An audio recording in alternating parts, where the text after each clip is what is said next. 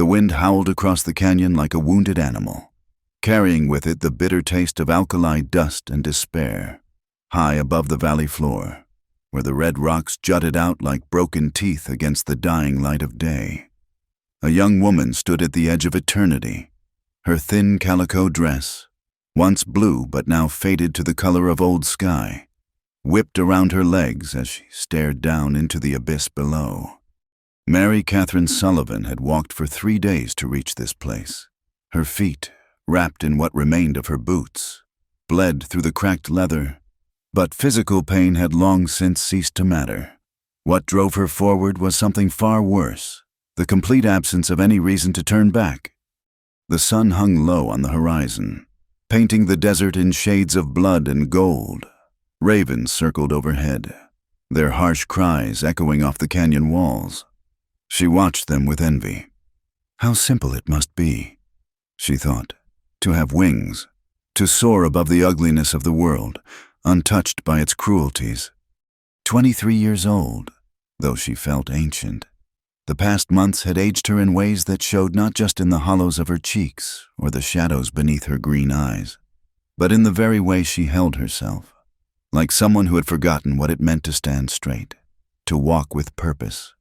6 months ago, she'd buried her daughter, little Emma, barely 2 years old, taken by the fever that swept through their settlement like wildfire. Her husband, if she could even call him that, given how quickly he'd abandoned them both when times got hard, had been gone long before the sickness came, left her with nothing but debts and the contempt of neighbors who whispered behind their hands about the young woman who couldn't keep a man, couldn't keep a child alive. Cursed, they called her, marked by misfortune. The good Christian women of Cedar Falls had made their position clear. No decent family would take her in. No respectable establishment would hire her. Even the saloons, those last refuges of the desperate, had turned her away. "We don't need your kind of trouble," the proprietor of the Lucky Strike had said, not unkindly but with finality. "Best you move along." So she had moved along until there was nowhere left to move to except this precipice, this final station on a journey that had begun with such hope years ago when she'd come west with her family. Parents dead from cholera on the trail. Brother lost to a Comanche raid. Now Emma gone too, leaving her utterly, completely alone. The void below seemed to pulse with invitation. 300 feet straight down to the rocks. It would be quick, quicker than starving. Certainly, quicker than the slow death of shame and isolation that awaited her if she turned back. She thought of Emma's face, round and perfect, eyes bright with fever even as life slipped away. "Mama," the child had whispered near the end, tiny fingers clutching at Mary Catherine's worn dress. "Mama, stay!" But she hadn't been able to make Emma stay. What kind of mother couldn't save her own child? What kind of woman drove away every soul who might have helped? The questions circled in her mind like the ravens above, dark and relentless. Mary Catherine took a step closer to the edge. Pebbles cascaded down, their faint clatter swallowed by the vastness. The wind pushed at her back as if urging her forward. She closed her eyes, feeling the vertigo pull at her, sweet and terrible. In her pocket, she fingered the last of her possessions, a small silver locket containing a lock of Emma's hair, and $3 in worn bills, not enough for a proper burial. But perhaps someone would find her body and feel enough Christian charity to put her in the ground. She'd scratched her name on a flat rock near the path, along with "Please forgive me." It was all the note she could manage. The desert stretched endlessly in every direction, a landscape of thorns and scorpions, heat and hallucination. Somewhere out there, life went on. Families gathered around dinner tables. Children played in dusty streets. Men and women found love, built homes, created reasons to wake each morning. But that world had expelled her as surely as if she'd been branded and driven out with whips. She thought of the preacher's wife in Cedar Falls, Mrs. Harrington, with her tight mouth and cold eyes. "Some women," she'd said, loud enough for all to hear after Sunday service, "bring calamity wherever they go. Best to avoid them, lest their misfortune prove catching." The other women had nodded, clutching their children closer as Mary Catherine passed. A coyote called in the distance, answered by another. Soon they'd be hunting. The desert came alive at night with creatures that knew how to survive in this harsh place. She envied them their instincts, their freedom from the weight of memory and shame. Mary Catherine opened her eyes and looked down again. The bottom of the canyon was lost in shadow now, but she could imagine the impact. The blessed release from consciousness, from the endless replay of failures and losses. No more nights lying awake, feeling Emma's absence like a physical wound. No more days of walking with downcast eyes while decent folk crossed the street to avoid her. She spread her arms slightly, feeling the wind catch her like invisible hands. One step, that's all it would take.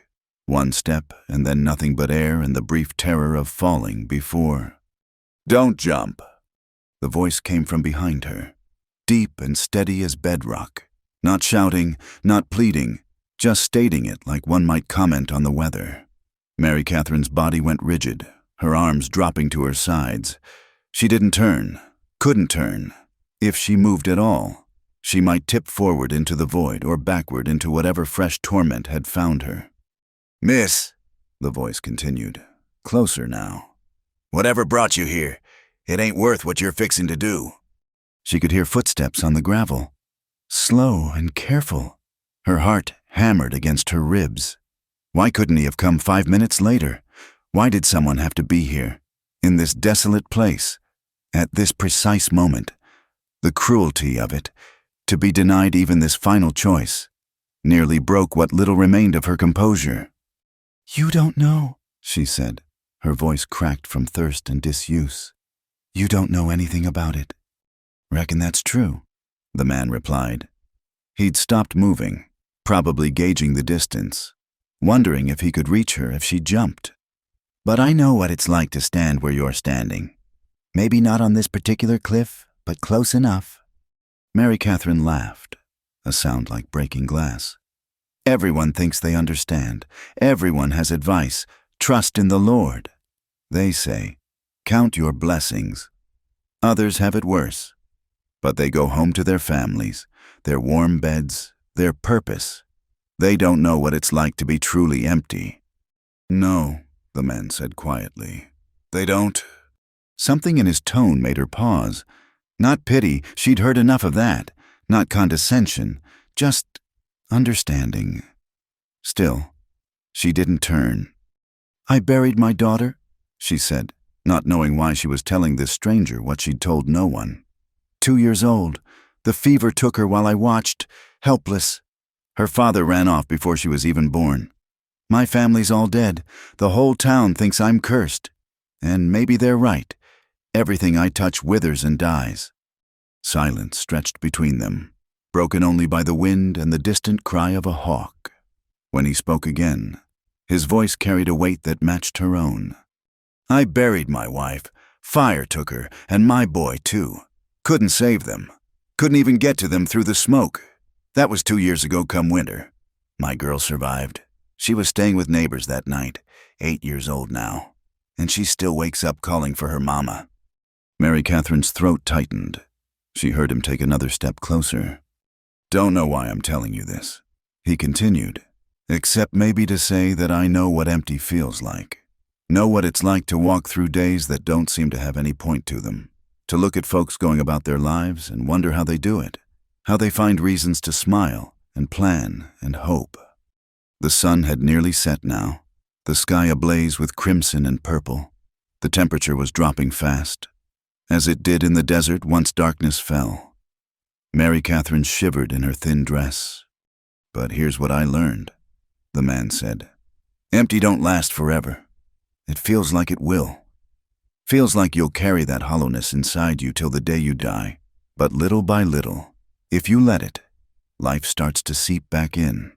Not the same life, that's gone forever, but something new, something you can't even imagine when you're standing on the edge." Pretty words. Mary Catherine said, "But you have your daughter. You have a reason to keep going. I have nothing. I am nothing. You're someone who loved a child enough that losing her brought you here. That's not nothing. That's everything. The simple truth of it hit her like a physical blow. She swayed slightly, and instantly heard him move closer. "Easy now," he said. "Why don't you step back from there? Just a step or two. We can talk better if I'm not worried you're about to topple over." Mary Catherine turned slowly, as if any sudden movement might shatter the fragile moment. The man standing 10 feet away was not what she'd expected. Tall and broad-shouldered, yes, but worn down by grief in ways that showed in the slope of his shoulders and the deep lines carved around his eyes. His face bore the weathering of a life lived outdoors. Sun-darkened skin, a scar along his left jaw, stubble that hadn't seen a razor in days. Dark hair, touched with premature gray at the temples, fell across his forehead. He wore the clothes of a working man, canvas pants, a flannel shirt rolled to the elbows, boots that had seen better days, a battered hat hung from one hand. But it was his eyes that held her, brown as desert earth, carrying a weight of sorrow that matched her own. "Name's Samuel," he said. "Samuel Hawthorne. Got a small place about 5 miles east of here. Was heading home from town when I saw someone up on the rocks." She said nothing, just studied him warily. Men had approached her before, especially after she'd been marked as a woman alone. Their intentions had rarely been honorable, but this one kept his distance, made no move toward her except that careful step when she'd swayed. "You don't have to tell me your name," Samuel continued. "Don't have to tell me anything, but the sun's near down, and this ain't no place to be after dark. Rattlers come out, and the temperature drops something fierce. Why don't you come down from there, and we can figure out what comes next?" "There is no next," Mary Catherine said. "That's what you don't understand. Some stories just end." "Maybe," he allowed. "But not today. Not like this. Why do you care?" The question came out harsh, accusatory. "You don't know me. I'm nothing to you." Samuel was quiet for a long moment, looking out over the canyon. When he spoke, his voice was thoughtful. "You ever see a drowning man, miss? I did once, in the Colorado. Current had him, and he was going under. Didn't know his name, his story. Nothing about him except that he was about to die. Jumped in anyway. Near drowned myself, but we both made it to shore." He turned back to her. "Later found out he was a horse thief, running from a posse. Some might say I should have let him drown, but that wasn't my choice to make. All I knew was that a life was ending in front of me, and I had the power to change that. Same as now." Mary Catherine felt tears prick her eyes. The first in weeks. She'd thought herself cried out, but apparently her body had reserves of grief yet untapped. "I'm so tired," she whispered. "Tired of fighting, tired of failing, tired of being looked at like I'm cursed." "I know," Samuel said simply. "God knows, I know. But tired ain't the same as finished. Come away from that edge. Miss, if not for yourself, then for an old widower who's already seen too much death, don't make me watch another one. Not today." Something in his voice, not quite a break, but close, reached through her numbness. This stranger, this grieving man who'd stumbled upon her in her darkest moment, was offering her something she'd forgotten existed. Simple human kindness without conditions or judgment. Slowly, carefully, she took a step back from the precipice, then another. Samuel didn't move, didn't reach for her, just watched with those sorrowful eyes as she put distance between herself and the void. When she was finally clear of the edge, her legs gave out, and she sank to the ground, wrapping her arms around her knees. Samuel approached then, moving slow like he might with a spooked horse. He stopped a respectful distance away and lowered himself to sit on a nearby rock, setting his hat beside him. In the dying light, she could see more clearly the marks life had left on him, the calluses on his hands, the weariness in the set of his mouth, the way he held himself like a man acquainted with physical labor and emotional pain in equal measure. "My wife's name was Margaret," he said, looking out at the sunset. Prettiest girl in Missouri. And for some reason I never understood. She chose me. Followed me out here when I got the notion to try farming. Built our place up from nothing. Just a one-room cabin at first. But she made it home. Had our boy first. Then Elizabeth came along 4 years later. He paused, lost in memory. Mary Catherine found herself listening despite herself, drawn by the quiet cadence of his voice. The fire started in the barn. He continued. Knocked over lantern. We figured later. Wind caught it, drove it straight to the house.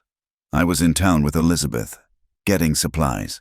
By the time we saw the smoke and rode back, he trailed off, jaw tightening. Nothing left but ash and char. Found them in what was left of the bedroom. Margaret had tried to get to Thomas, but the smoke... I'm sorry, Mary Catherine whispered, and meant it. Here was someone who truly did understand. Not the well-meaning townspeople with their platitudes, but someone who'd stood in the ruins of a life and wondered how to take the next breath. Samuel nodded, acknowledging her words. Elizabeth saved me, I reckon. Couldn't fall apart when she needed me. Had to get up each morning, make breakfast, pretend the world hadn't ended. And somewhere along the way, the pretending became a little bit real. Not happy, don't know if I'll ever be that again, but bearable. Even good sometimes, when she laughs or does something that reminds me of her mother. The sky had darkened to deep purple, the first stars beginning to appear.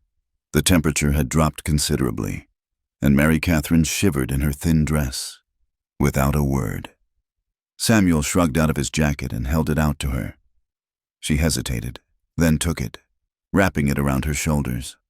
It smelled of wood smoke and leather, honest scents that reminded her of better times. Where's your daughter now? She asked. Home, with the Hendersons. They're our neighbors, good people. They look after her sometimes when I have to go to town. She'll be wondering where I am. He glanced at her. You could come with me, get a hot meal, a place to sleep that ain't the hard ground. No obligations, no expectations, just Christian charity, one lost soul to another. Mary Catherine pulled the jacket tighter. The offer terrified her more than the cliff had. The void was simple, final. This kindness from a stranger. The possibility of stepping back into the world of the living was complicated and frightening. They were right about me, she said. The people in town, I bring misfortune. Everyone I care about dies or leaves. I wouldn't want to bring that to your door. Samuel made a sound that might have been a laugh if it hadn't been so sad. Miss, my door's already seen the worst misfortune there is. Don't reckon you could bring anything darker than what's already passed through it. He stood, brushing dust from his pants. I ain't going to force you. You're a grown woman, free to make your own choices, but I'm offering you a chance to rest, to eat, to remember what it's like to be treated like a human being instead of a pariah. Maybe that's not much, but it's what I've got to give. He picked up his hat, settled it on his head. I'll wait by my horse for a few minutes. She's tied up just down the trail. If you decide to come, we'll ride double. If not, he looked at her steadily. If not, I'll leave you be, but I'll also leave you with this thought. Your daughter wouldn't want this for you. No child who loved their mother would want this. With that, he turned and walked away, his boots crunching on the gravel. Mary Catherine watched him go. This unexpected savior who asked nothing of her but that she choose life over death. She thought of Emma, of her sweet face and trusting eyes. What would her daughter think if she could see her mother now, huddled on a cliff edge, ready to throw away the life Emma had loved so fiercely? The jacket around her shoulders was warm, solid, real. It anchored her to the present moment, to the choice before her. She could stay here, wait for Samuel to leave, and finish what she'd started. Or she could stand up, walk down that trail, and see what happened next.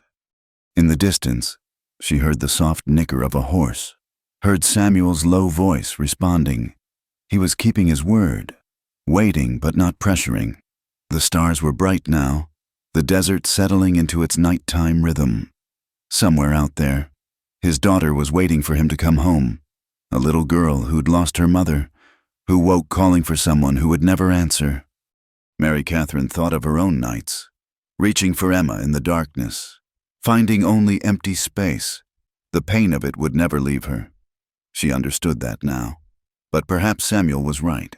Perhaps empty didn't last forever. Perhaps there were ways to carry grief that didn't require carrying it alone. Slowly, she got to her feet. Her legs were unsteady, her body weak from days of walking and little food. But she took one step, then another, following the path Samuel had taken. Each step took her further from the edge, from the seductive promise of oblivion. She found him standing beside a sturdy mare, adjusting the saddle. He looked up at her approach, and something flickered across his face. Relief. Maybe, though he was too controlled to show much. "Changed your mind?" he asked quietly. "For tonight," Mary Catherine said. It was all the commitment she could make. "Just for tonight." Samuel nodded as if this was perfectly reasonable. "That's enough. Tomorrow can worry about itself." He offered her his hand, steady and calloused. "Can you ride?" The ride to Samuel's homestead passed in relative silence, broken only by the rhythmic clip-clop of hooves on hard-packed earth and the distant howl of coyotes. Mary Catherine sat behind him on the mare, her arms wrapped loosely around his waist, trying to maintain some distance despite the necessity of holding on. The night air was cold against her face, but his jacket and proximity provided warmth she hadn't felt in weeks. As they crested a small rise, she saw it, a modest cabin set against a grove of cottonwoods, yellow light spilling from its windows like a beacon. It wasn't much, just hewn logs chinked with mud and a stone chimney sending up a thin stream of smoke. But after sleeping in caves and under thorn bushes, it looked like a palace. "Home," Samuel said simply, and she heard something in his voice, not quite pride, but a weary affection for this place he'd rebuilt from ashes. The front door burst open before they'd even reached the porch, and a small figure came flying out. "Papa, Papa, you're late. Mrs. Henderson said I could wait up, but you're never late, and I was worried that maybe—" The girl stopped short, noticing Mary Catherine, even in the dim light from the doorway. She was clearly her father's daughter, the same dark hair, though hers hung in two neat braids, the same serious eyes that seemed older than her years. She wore a simple nightgown with a shawl thrown over it, her bare feet pale against the dark ground. "Elizabeth," Samuel said, dismounting and helping Mary Catherine down. "We have a guest. This is—" He paused, realizing he'd never asked her name. "Mary Catherine," she supplied softly, acutely aware of how she must look. Dirty, gaunt, wearing a man's jacket over her tattered dress. Elizabeth studied her with the frank curiosity of childhood. "Are you hurt?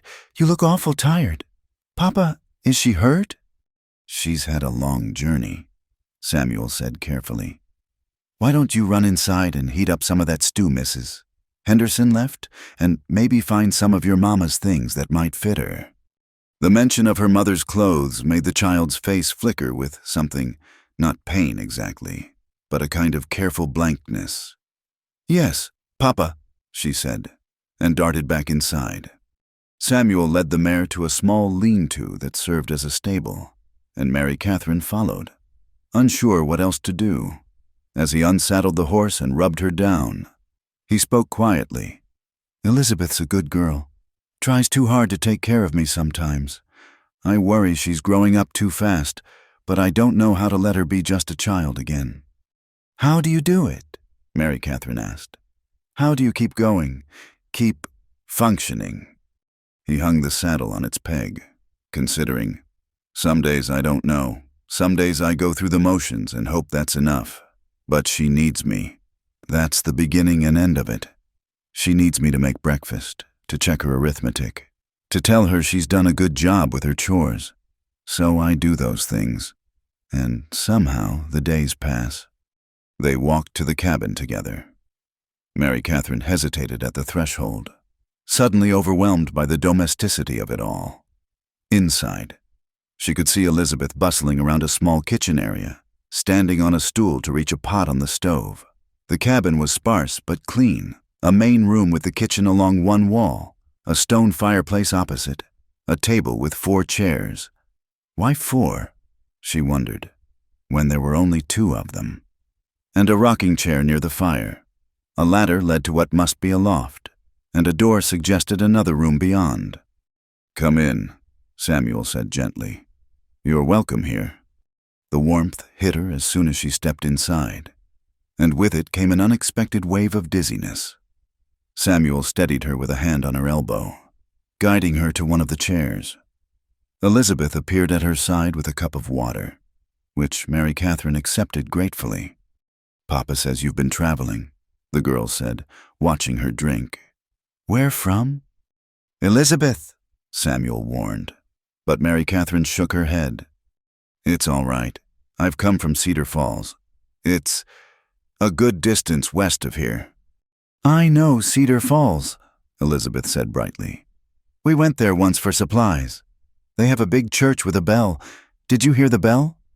"Yes," Mary Catherine said softly. "I heard it. Every Sunday, calling the faithful while she stood outside, unwelcome." Elizabeth seemed to sense something in her tone and changed the subject with the intuitive kindness some children possess. "I found some dresses. They might be a little big. Mama was taller than you, but they're clean and warm." She hesitated, then added, "She wouldn't mind. She always said clothes were meant to be worn, not saved." The simple generosity nearly undid Mary Catherine. Here was this child who'd lost her mother, offering that mother's clothes to a complete stranger. She managed a weak "thank you." Samuel ladled stew into bowls, while Elizabeth set the table with practiced efficiency. The domestic ballet they performed spoke of long practice, of spaces learned to navigate around absence. An extra spoon was laid down, then quickly removed. A glance toward an empty chair, then away. The stew was simple beans and vegetables with a little salt pork, but to Mary Catherine, it might have been a feast. She tried to eat slowly, with dignity, but hunger won out. She was halfway through the bowl before she realized both Samuel and Elizabeth were watching her. "I'm sorry," she said, setting down her spoon. It's been a while since..." "Eat," Samuel said firmly. "There's plenty more. When's the last time you had a proper meal?" She tried to remember. Days blurred together on the trail.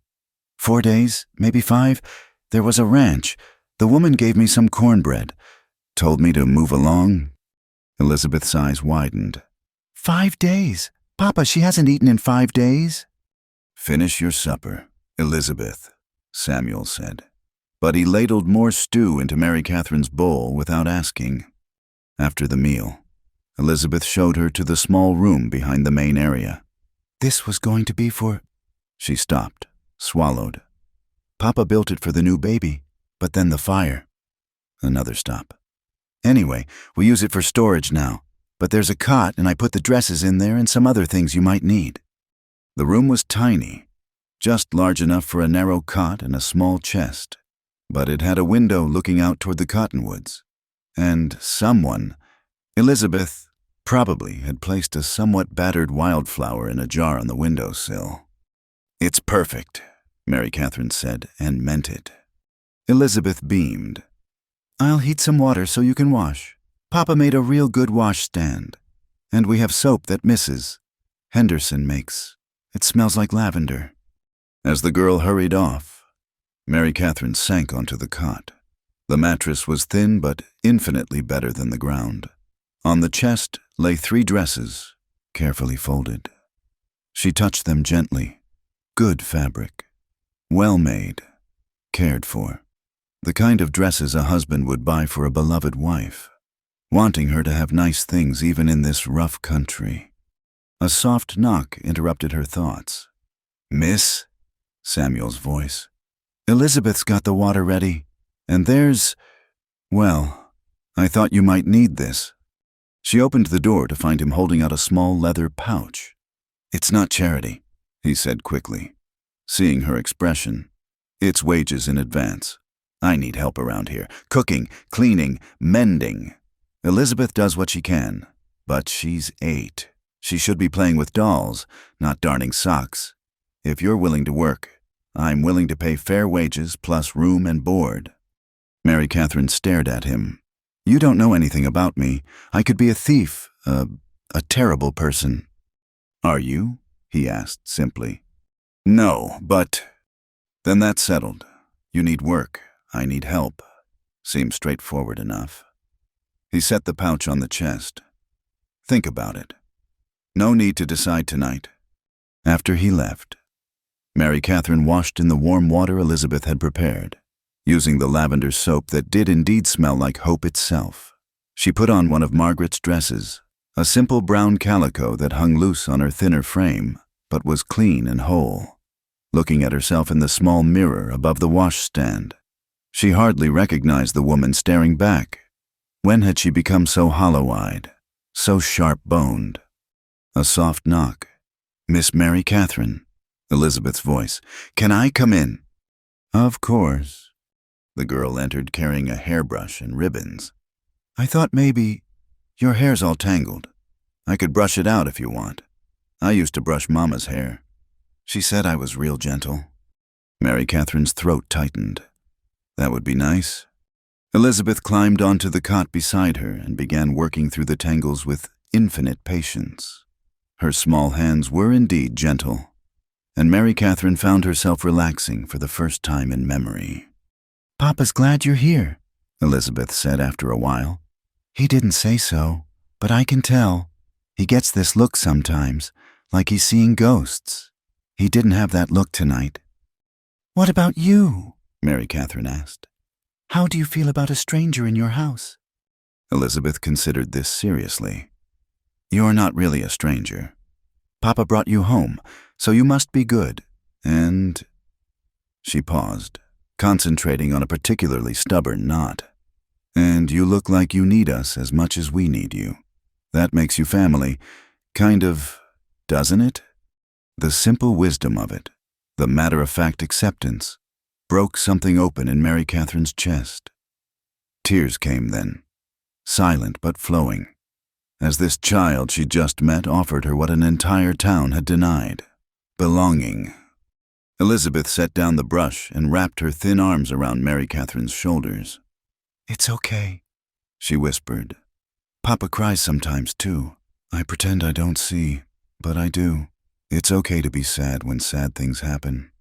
They sat that way for a long time, the stranger and the child, holding on to each other in a room built for a baby who never came, in a house rebuilt from ashes, in a world that could be cruel beyond measure but could also offer unexpected grace. Later, after Elizabeth had been tucked into her loft bed and the house had settled into nighttime quiet, Mary Catherine lay on her cot staring at the ceiling, through the thin walls. She could hear Samuel moving around the main room, banking the fire, checking the locks, ordinary sounds of ordinary life. She thought of the cliff, of how close she'd come to ending her story. Now here she was, fed and clean and sheltered, offered honest work and human dignity. It felt like a dream, like something that might evaporate if she examined it too closely. But Elizabeth's words echoed in her mind. "You need us as much as we need you." Maybe that was the secret. Maybe salvation didn't come from above, but from beside, from other broken people who understood that sometimes the best you could do was hold on to each other and keep walking. Tomorrow would bring questions, decisions, the challenge of learning to live again. But tonight, for the first time since Emma died, Mary Catherine Sullivan fell asleep without wishing she wouldn't wake up. Dawn came early to the Hawthorne homestead, announced by a rooster's crow and the soft sounds of morning activity. Mary Catherine woke disoriented, her body expecting hard ground and finding instead a soft mattress. For a moment, the kindness of it all seemed impossible, and she wondered if she'd dreamed the previous night. Then she heard Elizabeth's voice through the wall, singing softly as she dressed, and knew it was real. She rose quickly, smoothing the borrowed dress and pinning up her hair as best she could. If she was to earn her keep, she'd start early. In the main room, she found Samuel already up, stoking the fire. He looked up at her entrance, nodding a greeting. "Coffee's on," he said. "Elizabeth will be down soon. She likes to feed the chickens before breakfast." "I can make breakfast," Mary Catherine offered quickly. "If you show me where things are." He gestured toward the kitchen area. "Flowers in the bin, eggs in the basket there. We've got bacon and some preserves, Mrs. Henderson put up. Don't go to too much trouble, we're used to simple fare." As Mary Catherine familiarized herself with the kitchen, Elizabeth clattered down the ladder, already dressed and bright-eyed. "Morning, Miss Mary Catherine. Did you sleep well? Papa says I can show you around the place today if you want. We've got chickens and a milk cow, and Papa's trying to grow vegetables, but they don't do so well, and—" "Elizabeth," Samuel said mildly. "Let her breathe." The girl grinned, unabashed. "Sorry, I'm just excited. We don't get many visitors." Mary Catherine found herself smiling, actually smiling, as she mixed biscuit dough. "I'd love to see everything, but first, breakfast." The simple domestic ritual of preparing a meal grounded her in a way she hadn't expected. Her hands remembered the motions, even if her heart felt hollow. Soon, the smell of biscuits and bacon filled the cabin, and she set the table while Elizabeth chattered about her chickens, each apparently named and possessed of distinct personalities. "This is good," Samuel said after his first bite of biscuit, and there was genuine surprise in his voice. "Really good." "Mama's were better," Elizabeth said loyally, then caught herself. "But these are real nice too." An awkward moment passed. Then Mary Catherine said, "My mother taught me. She said a woman should know how to make 3 things perfectly: biscuits, pie crust, and soap. I never did master the soap." Elizabeth giggled. "Mrs. Henderson makes ours. It's not hard," she says, "but it smells terrible while it's cooking." After breakfast, true to her word, Elizabeth took Mary Catherine on a tour of their small domain. The chickens were indeed individually named Buttercup, Rosie, Henrietta, and so on, and Elizabeth introduced each one solemnly. The milk cow, Bessie, was placid and sweet-tempered. Behind the cabin stretched a garden plot, somewhat neglected but showing signs of Samuel's efforts. "Papa tries," Elizabeth said, looking at the struggling plants. "But Mama had the touch. She could make anything grow. She used to say plants could tell if you loved them." They walked further, to where a small grove of fruit trees stood. Most were young, clearly planted after the fire, but one gnarled apple tree was older. "That one survived," Elizabeth said quietly. "Everything else burned, but that tree just got scorched on one side. Papa says it's stubborn, like us." Mary Catherine looked at the tree, half blackened but still bearing small, hard apples. It seemed like a symbol of something, though she couldn't quite say what. "I'll show you the washing place," Elizabeth said, taking her hand naturally, as if they'd known each other for years. "And the root cellar, and Papa's workshop. He makes furniture sometimes, to sell in town. He's real good with his hands." The workshop was a small shed filled with the smell of sawdust and linseed oil. Tools hung neatly on the walls, and several pieces in various stages of completion stood about. A chair, a small table, what looked like the beginning of a cradle that had been abandoned. "Papa was making that for the baby," Elizabeth said, following her gaze. "He stopped after. Sometimes I find him out here just looking at it." They moved on quickly. But Mary Catherine couldn't shake the image of Samuel standing alone, staring at an unfinished cradle. She understood too well the weight of what would never be. Back at the cabin, she threw herself into work with a fervor that surprised her. The place wasn't dirty, but it had the subtle neglect of a household managed by a grieving man and a child. She scrubbed floors, washed windows, beat dust from the rag rugs. Physical labor felt good. Purposeful. It kept her mind from wandering to dangerous places. Elizabeth helped, chattering constantly. The child seemed starved for female companionship. and Mary Catherine found herself responding to the girl's innocent warmth. When they paused for a noon meal of bread and cheese, Elizabeth watched her with those two wise eyes. "You had a little one, didn't you?" she asked suddenly. "You get this look sometimes, like Papa does when he sees baby things." Mary Catherine's hands stilled. "Yes, a daughter, Emma. She was 2. What happened to her?" "Elizabeth." Samuel's voice came from the doorway. Neither had heard him come in. "That's not a polite question." "It's all right," Mary Catherine said. "She died. Fever took her 6 months ago." Elizabeth nodded solemnly. "Fever's bad. It took lots of folks in town last year. I'm sorry about Emma. I bet she was sweet." "She was," Mary Catherine managed. "Sweet as honey." The afternoon passed in a blur of activity. Mary Catherine found mending to do, clothes that had been waiting for attention. Her needle flew, making neat stitches in torn shirts and worn pants. Elizabeth sat beside her, working on her own sampler with concentrated effort. "Mama was teaching me," she explained. "I'm not very good yet." "You're doing fine," Mary Catherine assured her, adjusting the girl's grip on the needle. "See? Smaller stitches, like this." Samuel came and went, tending to outside chores, but she caught him watching them sometimes, a strange expression on his face, not suspicion or wariness, but something softer, almost confused, as if he couldn't quite believe the scene before him. As evening approached, Mary Catherine prepared supper, a stew with vegetables from the root cellar and some salt pork. She found herself humming as she cooked, then stopped abruptly. When had she last hummed? Before Emma got sick.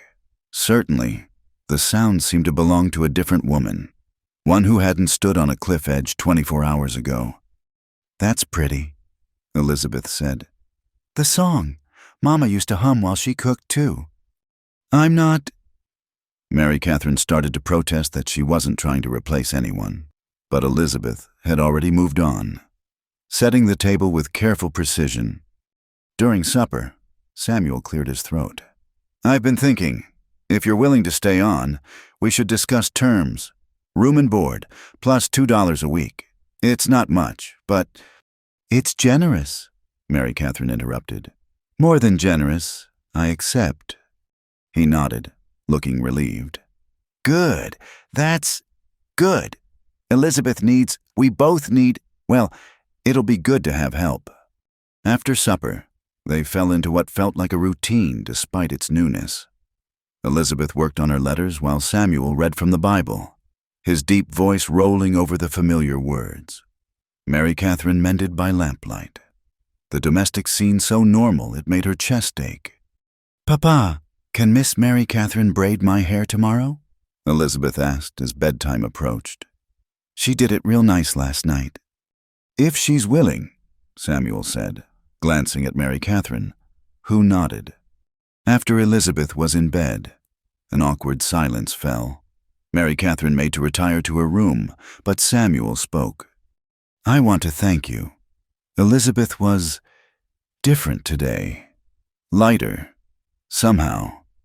I hadn't realized how much she missed having a woman's presence." "She's a wonderful child," Mary Catherine said. "You've done well with her." "I've done what I could. But there are things—" He paused, searching for words. "There are things a father can't be, no matter how hard he tries. Things only a mother knows." The weight of unspoken grief hung between them. Mary Catherine understood.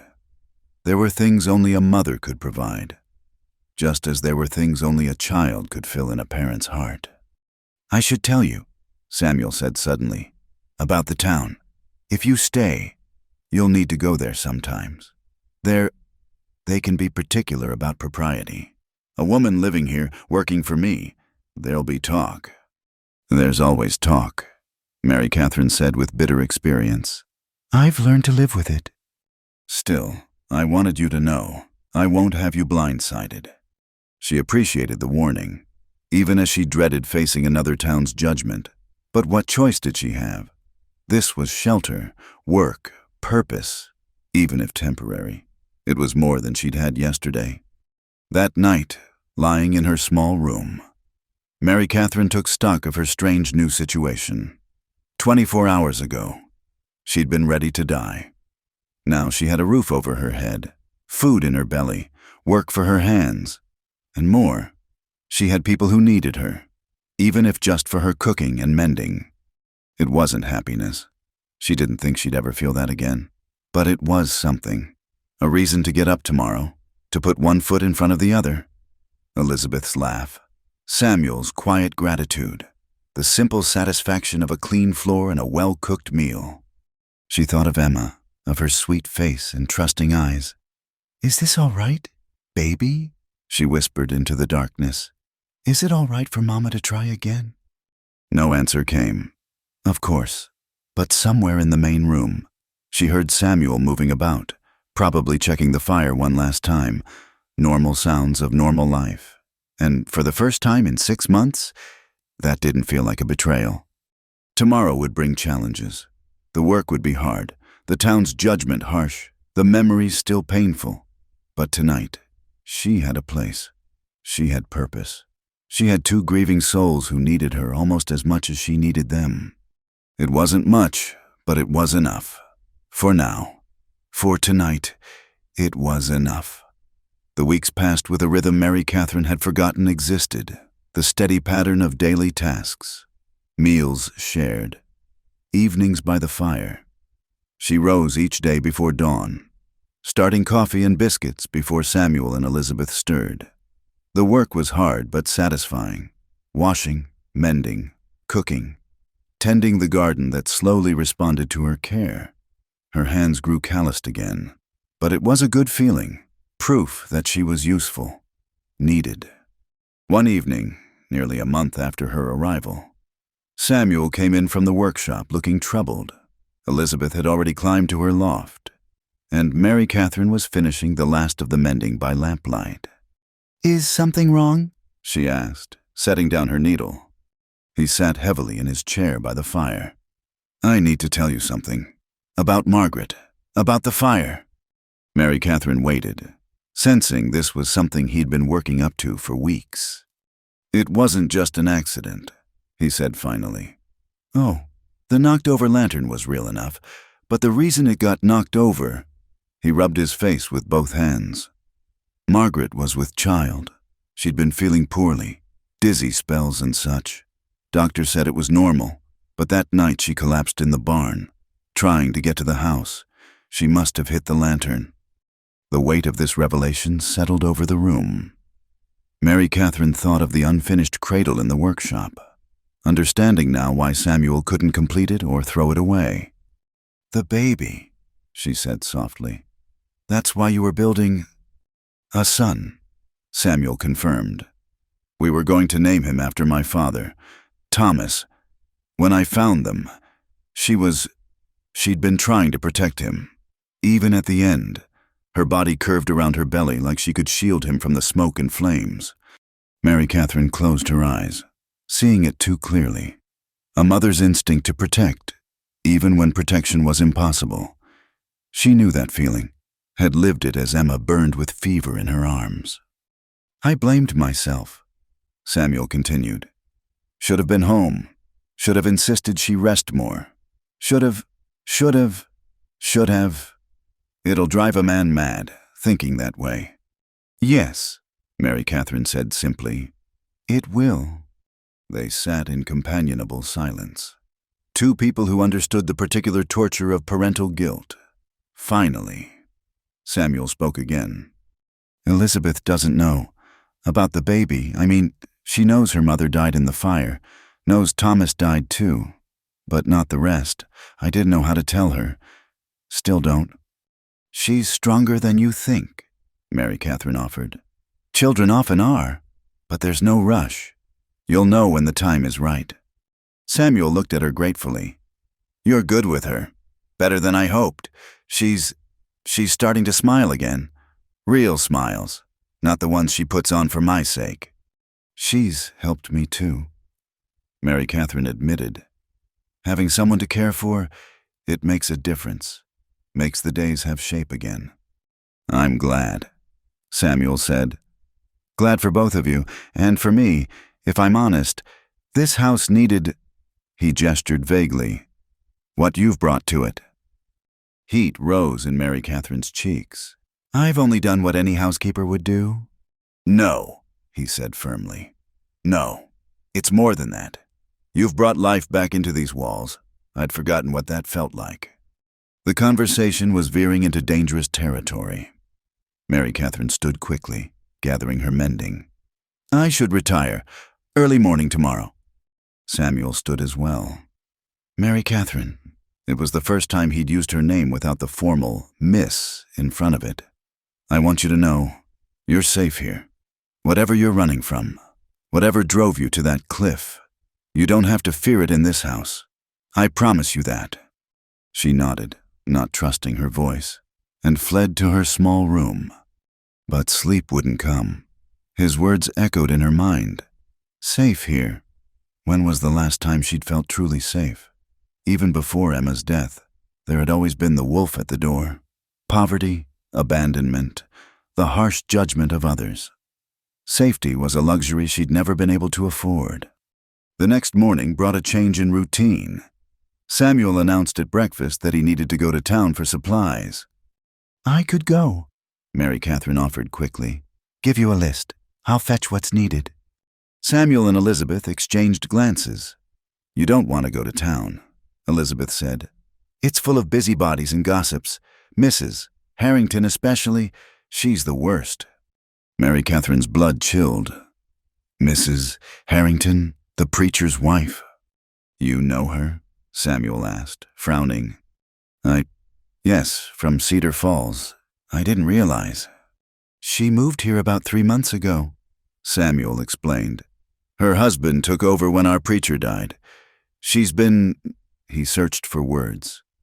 Difficult. She says we're living in sin, Elizabeth announced matter-of-factly. Says it's improper for you to be here. She tried to get the other ladies to refuse to sell to Papa, but Mrs. Henderson told her to mind her own business. Mary Catherine sank into her chair. Of all the towns in the territory, she'd managed to flee to the one where her chief tormentor had relocated. The cruel irony of it made her want to laugh or cry, or both. Has she said something to you? Samuel asked, his voice dangerously quiet. Has she bothered you? Not here, Mary Catherine said. But in Cedar Falls, she was one of the ones who made it clear I wasn't welcome. After Emma died, after my husband left, she led the charge against me, called me cursed, said I brought misfortune wherever I went. Elizabeth reached over and took her hand. Well, she's wrong. You've brought good things here. Papa's not so sad, and I have someone to teach me proper stitching, and the house smells like bread again. That's not a curse. That's a blessing. Samuel's jaw was tight. I'll speak to her husband. Make it clear you're under my protection. No, Mary Catherine said quickly.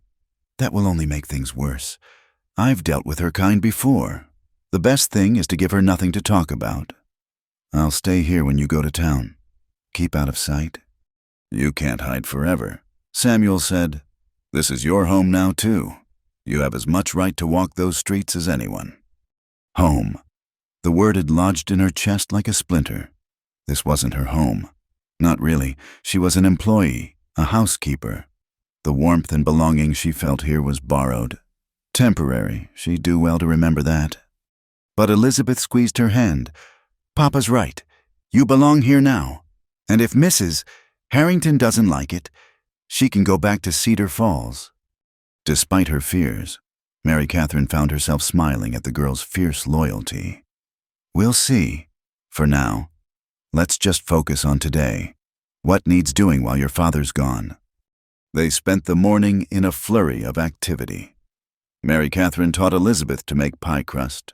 The girl's small hands learning to work the dough gently, they picked the last of the apples from the scorched tree, planning for preserves. The familiar routines kept her mind from dwelling on Mrs. Harrington's presence in town. But that evening, when Samuel returned, his face was grim. She knows you're here, he said without preamble. Mrs. Harrington. She was holding court at the general store, warning everyone about the fallen woman I've taken in. Said she'd driven you out of Cedar Falls for good reason. Mary Catherine's hands clenched in her apron. What did people say? Mrs. Henderson told her to mind her tongue. Tom Bradley said what I did with my household was my business. But others, he shook his head. Some listened. Some always do. I should leave, Mary Catherine said immediately. I won't bring trouble to your door. You've been nothing but kind, and I won't repay that by— You'll do no such thing, Samuel interrupted. This is exactly what she wants, to drive you out again. I won't be party to it. But Elizabeth needs you, he said firmly. I need you. This household needs you, and I'll be damned if I let that poisonous woman dictate who lives under my roof. Elizabeth, who'd been suspiciously quiet during this exchange, spoke up. I don't care what she says, and if anyone at school says mean things, I'll tell them they're wrong. Mary Catherine is good and kind and makes the best biscuits in the territory. And that's that. Mary Catherine felt tears prick her eyes. This fierce defense from people who owed her nothing, who'd taken her in when she was at her lowest, it was almost too much to bear. Thank you, she managed. Both of you. I don't deserve such kindness. Don't say that, Samuel said roughly. Everyone deserves kindness. Everyone deserves a second chance. God knows I needed one after the fire. Elizabeth gave it to me by needing me to keep going. Now we're giving one to you. That's how it works. We help each other through. That night, Mary Catherine lay awake thinking about circles of grace. How Samuel had saved her from the cliff.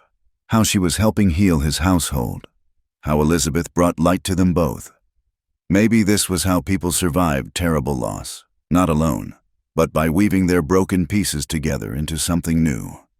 But she also thought about Mrs. Harrington, about the whispers that would follow her to market, to church, anywhere she might go. The woman had a gift for poison, for taking someone's grief and shame and weaponizing it. Mary Catherine had fled one town because of her. Could she stand firm this time? Through the wall, she heard Samuel moving about, probably checking the locks as he did each night. Such a careful man, trying to keep the dangers of the world at bay. But some dangers couldn't be locked out. Some came dressed in righteous clothing, speaking words of Christian virtue while spreading cruelty like a disease. Tomorrow would bring what it brought. Mrs. Harrington might make her life difficult, might turn the town against her. But tonight, she had a roof over her head and people who defended her. Tonight, she had work for her hands and purpose for her days. Tonight, that was enough. Help me be strong, she whispered into the darkness, not sure if she was praying to God or Emma or just the universe itself. Help me stay. Help me be worthy of their faith in me. Outside, a coyote howled, answered by another. The sounds of the desert night continued, wild, untamed, but no longer threatening. She was safe here, just as Samuel had promised. Safe in this house built from ashes, with these people who understood loss, who offered her not pity, but partnership in the hard work of continuing to live. Tomorrow she would face whatever came, but tonight, for the first time in months, Mary Catherine Sullivan fell asleep feeling something that might have been the very beginning of hope. The confrontation came sooner than expected. 3 days after Samuel's warning. Mary Catherine was hanging laundry when she heard the approaching buggy. Her hands stilled on the wet sheet as she recognized the ramrod-straight figure holding the reins, Mrs. Harrington, dressed in severe black despite the heat, her face set in lines of disapproval. I might have known I'd find you here, the woman said without preamble, not bothering to dismount. Still spreading your misfortune. I see. Mary Catherine forced herself to continue hanging the sheet, keeping her movement steady despite her trembling hands. Good morning, Mrs. Harrington. Don't you good morning me, girl. I know what you are. Drove your husband away with your wanton behavior. Let your own child die through neglect, and now you've set your sights on a grieving widower. Have you no shame?" The words hit like physical blows, each one carefully aimed at her deepest wounds. Mary Catherine's hands clenched in the wet fabric, but she kept her voice level. "I'm Mr. Hawthorne's housekeeper, nothing more. I work for my room and board." "Mrs." Harrington laughed, a harsh sound like crows fighting. "Housekeeper? Is that what they're calling it now? Living under his roof, corrupting that innocent child, playing at being a family? It's indecent." "What's indecent is coming onto private property to harass folks who've done you no harm." Both women turned. Samuel stood in the doorway of the workshop, his face carved from stone. He walked forward slowly, deliberately, until he stood between Mary Catherine and the buggy. "Mr. Hawthorne." "Mrs." Harrington said, her tone shifting to false concern. "I've come as a Christian woman to warn you. This creature brings destruction wherever she goes. First her parents, then her brother, her husband, her child. Don't let her curse fall on your household." "The only curse I see," Samuel said quietly, "is a bitter woman with too much time and too little charity. Miss Sullivan lost her child to fever, same as dozens of other folks. Her husband abandoned her, which speaks to his character, not hers. She works hard, treats my daughter with kindness, and has brought nothing but good to this house." "She's bewitched you." "Mrs." Harrington insisted. "Can't you see? She's using your grief, your loneliness." "That's enough." Samuel's voice cut like a blade. "You'll leave my property now. And if you come here again, if you speak one word against Miss Sullivan in town, I'll have a conversation with your husband about the Christian virtue of bearing false witness." "Mrs.?" Harrington's face flushed purple. "You dare threaten me? I'm trying to save you from—" "From what? From having help with my household? From seeing my daughter smile again? From eating decent meals and wearing mended clothes?" Samuel stepped closer to the buggy. "Or from the reminder that some of us choose compassion over condemnation?" The two stared at each other for a long moment. Then Mrs. Harrington snapped the reins, turning her buggy with sharp movements. "You'll regret this," she called over her shoulder. "When disaster strikes, remember I warned you." They watched until the buggy disappeared over the rise. Mary Catherine realized she was shaking. Samuel turned to her, his face softening. "You all right?" "You shouldn't have done that," she said. "Now she'll target you too. Your reputation." "My reputation?" Samuel laughed, but there was no humor in it. "I'm the man who lost his family to fire, who wasn't there when they needed him. What reputation do I have to protect?" He paused, then added more gently. "Besides, what she said was wrong. Cruel and wrong." "Some of it was true," Mary Catherine whispered. "I did lose everyone. Maybe I am cursed." "Don't!" The word came out fierce. "Don't let her poison get into you. You want to know what I see when I look at you? I see a woman who loved her daughter so much that losing her nearly killed you. I see someone who works from dawn to dusk to earn her keep. I see the person who's taught Elizabeth to smile again, who's made this house feel less like a tomb and more like a home." Mary Catherine blinked back tears. "Samuel." "Papa, Mary Catherine?" Elizabeth's voice came from the cabin door. "Is everything all right? I heard shouting." "Everything's fine. Sweet pea," Samuel called back. "Mrs. Harrington just stopped by, but she's gone now." Elizabeth came out, her face worried. She looked between the two adults, then walked straight to Mary Catherine and wrapped her arms around her waist. "Was she being mean again? I don't like her. She smells like sour milk and always looks like she's sucking on a lemon." Despite everything, Mary Catherine found herself laughing. "Elizabeth, you shouldn't say such things." "Why not? If they're true?" The girl looked up at her with innocent eyes. "Papa says we should always tell the truth." Samuel cleared his throat, but Mary Catherine could see he was fighting a smile. "Maybe we keep that particular truth in the family."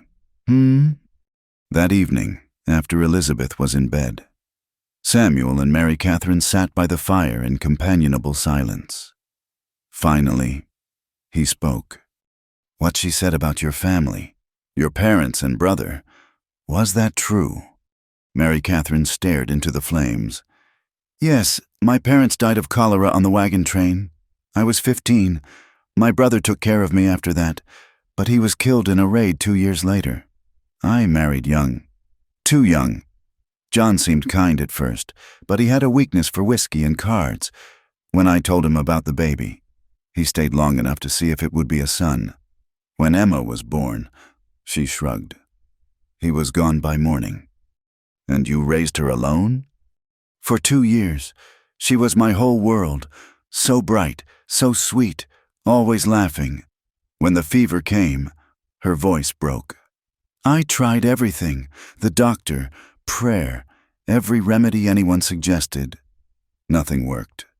She died in my arms, calling for me, and I couldn't save her. Samuel was quiet for a long moment. It wasn't your fault. My head knows that. My heart. She touched her chest. My heart still thinks if I'd loved her more, been a better mother, somehow I could have changed things.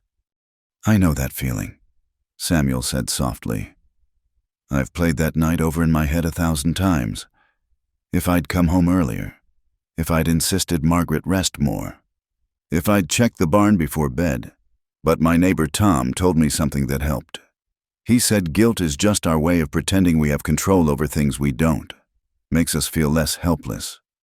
They sat in silence again, but it was comfortable. The silence of two people who understood each other's pain. Thank you, Mary Catherine said finally, for standing up to her. No one's ever done that for me before. You're under my protection, Samuel said simply. That means something out here, and beyond that, he paused, seeming to search for words. You're not alone anymore. Whatever comes, we'll face it together, all three of us. The words warmed her more than the fire. Together. Not employer and housekeeper, but something more. Something that didn't have a name yet, but was growing between them. Quiet and steady as the desert plants that survived on so little yet endured. Over the next days, Mary Catherine waited for the repercussions of Mrs. Harrington's visit.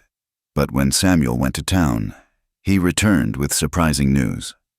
Tom Bradley says folks are split, he reported over supper.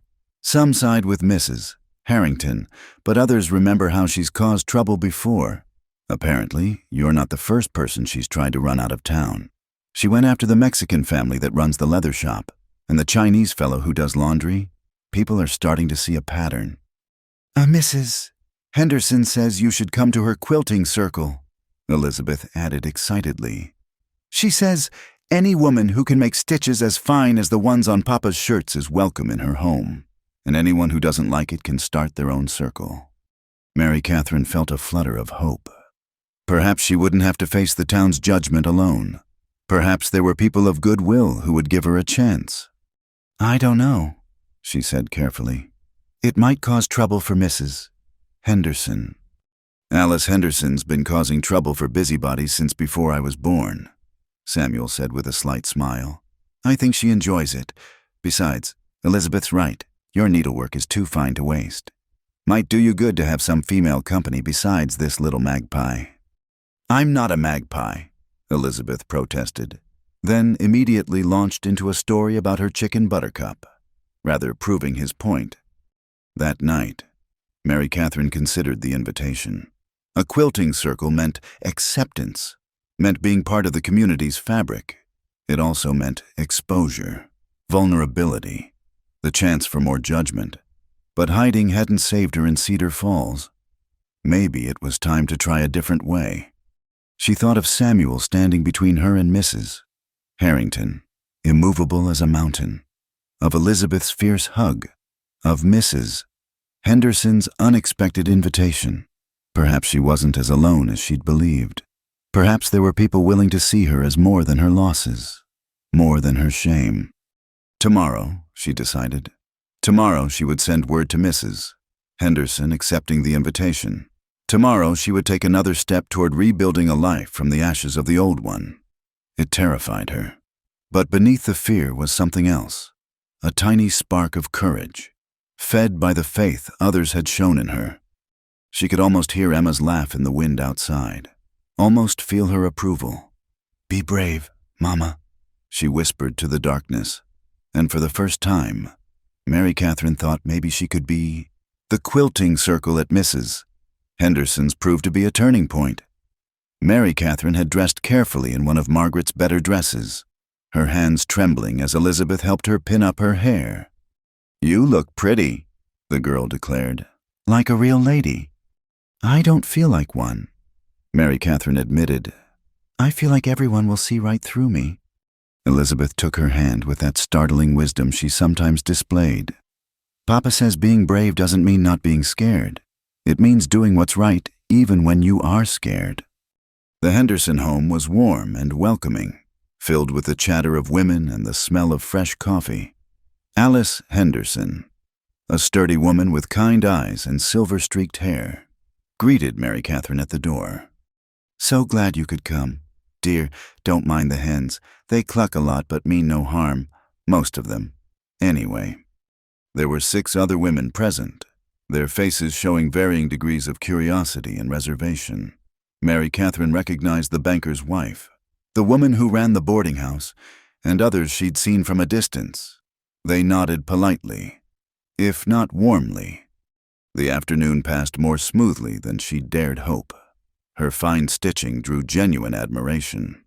And gradually, the women began including her in their conversation.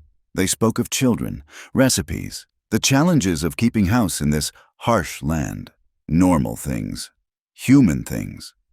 Only one woman, Mrs. Garrett, remained cold. "I heard you came from Cedar Falls," she said pointedly. Mrs. Harrington mentioned she knew you there. The room grew quiet. Mary Catherine kept her eyes on her needlework. "Yes, I lived there for a time." "She says—" "Edith Garrett." Mrs. Henderson interrupted firmly. "In this house, we judge people by what we see with our own eyes, not by what others whisper in our ears. Mary Catherine's stitches are finer than any I've seen. She's helping raise that sweet Elizabeth, and she's brought life back to the Hawthorne place. That's all I need to know." "Here, here," said Mrs. Bradley, the shopkeeper's wife. "That poor man was wasting away before she came. Now he's back to making furniture, even smiling sometimes. If that's not God's work, I don't know what is." The support was unexpected and overwhelming. Mary Catherine blinked back tears as the conversation moved on to safer topics. When she left, several women pressed her hand warmly and urged her to come again. Walking home with Elizabeth, who'd been playing with the Henderson children, Mary Catherine felt something she hadn't experienced in months, the possibility of belonging. "See," Elizabeth said, skipping alongside her. "I told you people would like you." "Well, most people, Mrs. Garrett's always sour about something." Over the following weeks, life settled into new patterns. Mary Catherine attended the quilting circle regularly, even ventured to the general store alone. Some people were cold, others kind, but no one drove her away. She began to breathe easier, to believe that maybe she could build a life here. The garden flourished under her care, producing vegetables that supplemented their simple meals. She taught Elizabeth to preserve fruit, to bake bread, to do the 100 small tasks that make a house a home. In the evenings, she and Samuel often sat by the fire, talking quietly while Elizabeth did her schoolwork or played with her corn-husk doll. It was during one of these evenings that Elizabeth asked the question Mary Catherine had been dreading. "Mary Catherine, why don't you have any things? Everyone has things from before, but you only have what we've given you." Samuel looked up from the harness he was mending, his eyes meeting Mary Catherine's across the room. She'd told him the truth, but Elizabeth— "I had to leave them behind," she said carefully. "Sometimes when we travel, we can't take everything with us." "But didn't you have anything special from your little girl?" Mary Catherine's hand went unconsciously to her pocket where she kept Emma's locket. "I have one thing. Would you like to see?" Elizabeth nodded eagerly.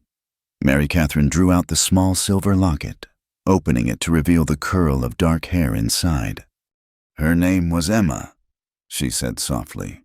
"She had hair like mine, but curly, and the biggest brown eyes you ever saw." Elizabeth studied the locket solemnly. "She was beautiful. I bet she was sweet too. She loved flowers and birds and—" Mary Catherine's voice caught. "And she would have loved you. You would have been the best of friends." "I would have liked that," Elizabeth said simply. She hesitated, then asked, "Do you miss her terrible bad?" "Every day," Mary Catherine admitted. "But it helps. Being here with you and your papa, it helps more than I can say." Elizabeth hugged her then, fierce and sudden. "We're glad you're here too." Papa smiles now, and he doesn't stare at nothing like he used to. And I have someone to teach me girl things. That night, after Elizabeth was asleep, Samuel spoke quietly. "Thank you for sharing that with her. I know it wasn't easy." "She has a right to know," Mary Catherine said. "She's given me so much. Trust seems like the least I can give in return." "She loves you," Samuel said simply. "Calls you her Mary Catherine when she talks to the chickens. Says you're teaching her to be a proper lady."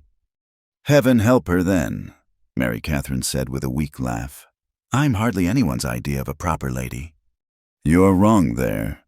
His voice was serious. "You're everything a lady should be, kind, hard-working, patient with children. Beautiful, too, when you smile." The words hung in the air between them. Mary Catherine felt heat rise in her cheeks. This was dangerous territory. This shift from friendship to something more. She stood quickly, busying herself with tidying already tidy things. "I should check that I banked the stove properly," she said, not meeting his eyes. "Mary Catherine." His voice stopped her at the door to the kitchen. "I'm sorry if I spoke out of turn. I wouldn't want to make you uncomfortable." She turned back, seeing the uncertainty in his face, this good man who'd saved her life, who'd offered her shelter and work and dignity, who looked at her not with pity or desire, but with genuine regard. "You didn't," she said softly. "It's just, I'm not ready. I don't know if I'll ever be ready. Too much has happened. Too much has been lost." "I understand," Samuel said. "I feel the same, but I wanted you to know that you're seen, not as the housekeeper or the woman who helps with Elizabeth, but as yourself. That matters to me." She nodded, not trusting her voice, and escaped to the kitchen. But as she checked the stove, properly banked, as she'd known it would be, his words echoed in her mind. "You're seen." When had anyone last seen her as herself? Not as a tragedy or a scandal or a problem to be solved. The next morning brought a surprise. Elizabeth came down from her loft carrying something carefully. "I made this for you," she said shyly, holding out a small sampler. In careful, if uneven, stitches, it read, "Home is where love lives." Around the words, she'd embroidered little flowers and birds.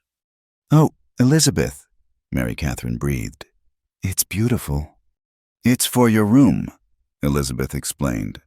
"So you know this is your home too, not just a place you work, but really home." Mary Catherine pulled the girl into a tight hug, tears streaming down her face, over Elizabeth's head. She saw Samuel watching from the doorway, his expression soft. "Thank you," she whispered. "It's the most precious gift anyone's ever given me." Later, as she hung the sampler on the wall of her small room, Mary Catherine reflected on the strange turns life could take. 6 months ago, she'd stood on a cliff ready to end everything. Now she had work that satisfied her, people who cared about her, a place that was beginning to feel like home. The grief was still there, would always be there. Emma's absence was a constant ache, but around that grief, life was beginning to grow again. like the green shoots that pushed through desert soil after rain, tentative, fragile, but determinedly alive. That evening, she made a special dinner, fried chicken, biscuits, green beans from the garden, Samuel's favorite. She'd learned, and Elizabeth's too. As they sat around the table, Elizabeth chattering about school, Samuel sharing news from town, Mary Catherine felt a warmth that had nothing to do with the stove. "This is nice," Elizabeth said suddenly. "Having dinner all together, like a real family." Samuel and Mary Catherine's eyes met across the table. The word hung there, family. Not employer and housekeeper, not a makeshift arrangement, family. "Yes," Samuel said quietly. "It is nice." And Mary Catherine, who had thought she'd lost the ability to hope, felt something flutter in her chest. Not happiness, not yet, but possibility. The chance that from the ashes of their separate griefs, something new could grow. Something that looked like family, felt like home, and just, maybe, could heal them all. The storm came without warning on a Tuesday evening. Mary Catherine was mending one of Samuel's work shirts when the first rumble of thunder rolled across the desert. Elizabeth, working on her letters at the table, looked up nervously. "It's all right," Mary Catherine soothed. "Just a thunderstorm. We need the rain." But as the wind picked up, rattling the windows and sending dust devils spinning across the yard, she felt a creeping unease. Samuel was still in town, delayed by some business at the bank. The sky had turned an ominous green-black, and lightning forked across it like cracks in dark glass. "I don't like it," Elizabeth said, moving closer to Mary Catherine. "It sounds angry." Before Mary Catherine could respond, the door burst open. Not Samuel, but Mrs. Harrington, her black dress whipping around her, her face twisted with righteous fury.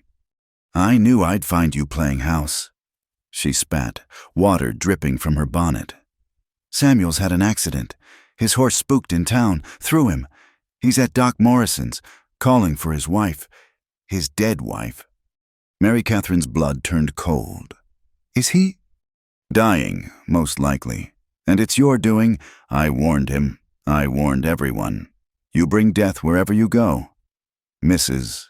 Harrington's eyes glittered with malicious satisfaction. "The curse follows you, girl. First your family, then your child. Now the man foolish enough to take you in." "That's not true," Elizabeth cried, jumping to her feet. "You're lying. Papa's fine. He's just late." "Your papa's breathing his last," Mrs. Harrington said coldly. "And it's her fault. She should have stayed on that cliff where Samuel found her. Should have—" "Stop!" Mary Catherine's voice cut through the woman's vitriol. She stood slowly, placing herself between Elizabeth and Mrs. Harrington. "Elizabeth, get your coat. We're going to town." "You'll do no such thing," Mrs. Harrington declared. "You've done enough damage. Stay here and pack your things. When Samuel dies, you'll leave. The town won't harbor a curse bringer." But Mary Catherine was already wrapping Elizabeth in her coat, throwing a shawl around her own shoulders. "The only curse here is a bitter woman who feeds on others' misery. Get out of my way. Your way?" Mrs. Harrington laughed harshly. "This isn't your home, girl. You're nothing but a—" "She's family," Elizabeth's young voice rang out clear and strong. "She's our family. And you're nothing but a mean old crow who wants everyone to be as miserable as you are. Get out of our house." For a moment, Mrs. Harrington stood frozen, shocked by the child's defiance. Then Mary Catherine pushed past her, pulling Elizabeth with her. They ran to the stable, saddled the mare with shaking hands, and rode out into the storm. The trip to town was a nightmare of wind and rain and lightning. Elizabeth clung to Mary Catherine as she urged the horse faster, her mind spinning with fear. Not Samuel, not another loss. She couldn't bear it. And Elizabeth, the child, couldn't lose her father too. They burst into Doc Morrison's office soaked and muddy. The doctor looked up in surprise from where he bent over a figure on the examination table. "Miss Sullivan, what are you—" "Papa!" Elizabeth tore away from Mary Catherine, running to the table where Samuel lay, a bandage around his head, his eyes closed. But at his daughter's voice, those eyes opened, confused, pained, but very much alive. "Elizabeth, what are you doing here? You're soaked through." "Mrs. Harrington said you were dying," Elizabeth sobbed, throwing herself across his chest. "She said you were calling for Mama and dying." Samuel's arms came up to hold his daughter, his eyes finding Mary Catherine over the child's head. "That woman," he said grimly. "Doc, how bad is it?" "Concussion. Doctor," Morrison said. "Nasty bump. Few bruised ribs. You'll be sore for a week, but you're far from dying. Though riding in this weather might have changed that," he added, looking sternly at Mary Catherine. "Mrs. Harrington made it sound." Mary Catherine's legs suddenly felt weak. The relief was overwhelming. "She said—" "I can imagine what she said." Samuel struggled to sit up, still holding Elizabeth. "Come here." Mary Catherine moved closer hesitantly. Samuel reached out with his free hand, grasping hers firmly. "I'm all right," he said.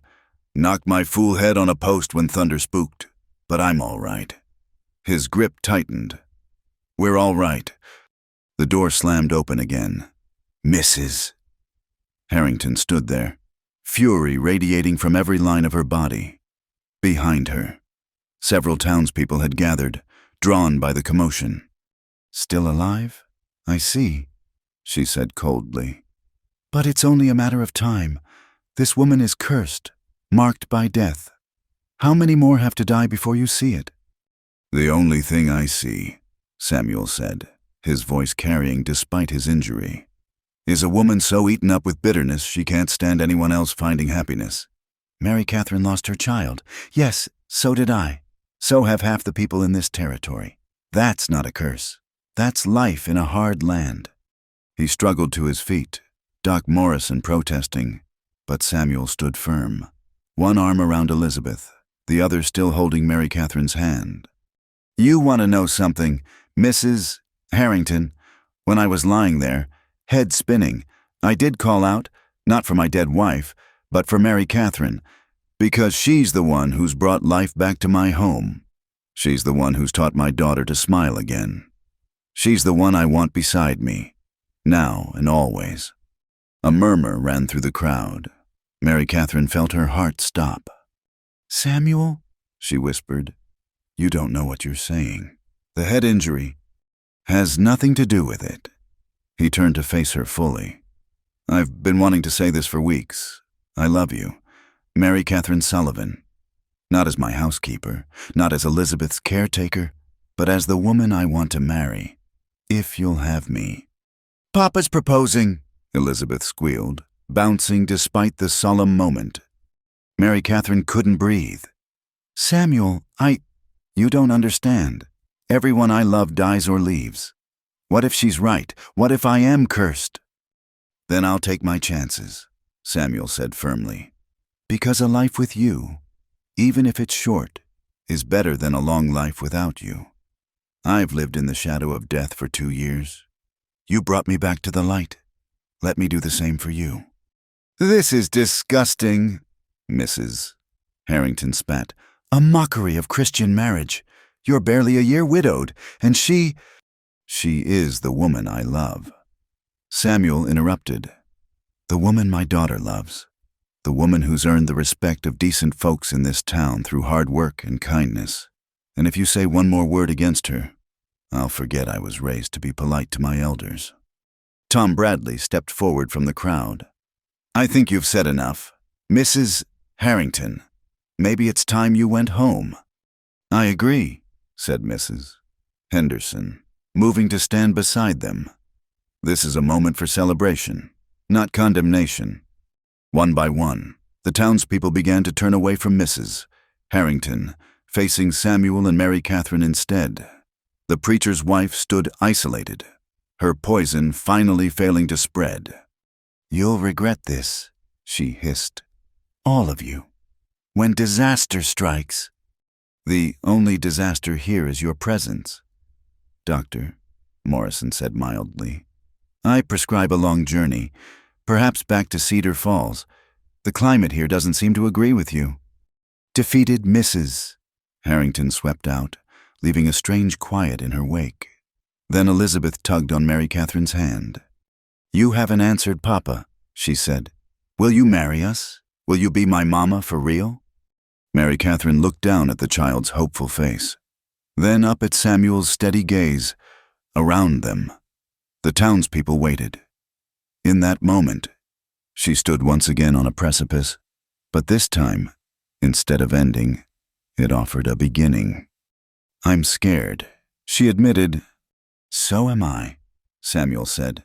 "But we'll be scared together, and brave together, and happy together, God willing." Mary Catherine thought of the cliff, of the darkness that had nearly claimed her. She thought of Emma, who would want her to live, to love, to be loved. She thought of Margaret, whose dresses she wore, whose family needed a mother. "Yes," she said, the word barely a whisper, then stronger. "Yes, I'll marry you, both of you." Elizabeth whooped with joy. The townspeople applauded, and Samuel pulled her close, his lips finding hers in a kiss that tasted of promises and hope and a future neither had thought possible. Later, as they made their way home through the clearing storm, Elizabeth chattering excitedly about wedding plans, Mary Catherine marveled at the strange paths life could take. She'd come to that cliff seeking death and found instead a reason to live. She'd thought herself cursed and discovered she could be a blessing. She'd believed her story was ending and learned it was only beginning. The stars came out as they reached the homestead, brilliant in the rain-washed sky. Samuel helped her down from the horse, his hands lingering on her waist. "No regrets?" he asked softly. "No regrets," she assured him.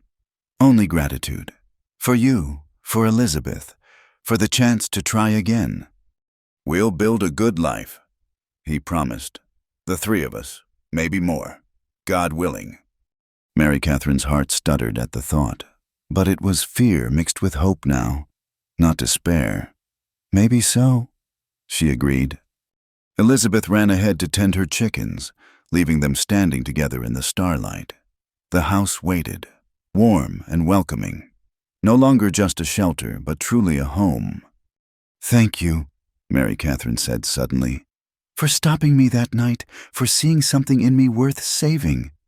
"Thank you," Samuel replied, "for having the courage to step back from that cliff, for choosing life, even when it hurt, for choosing us." They walked inside together, where Elizabeth was already planning where to put the wedding flowers. The sampler she'd made caught the lamplight. Home is where love lives. And Mary Catherine knew, with a certainty that would have seemed impossible just months ago, that she was finally, truly home.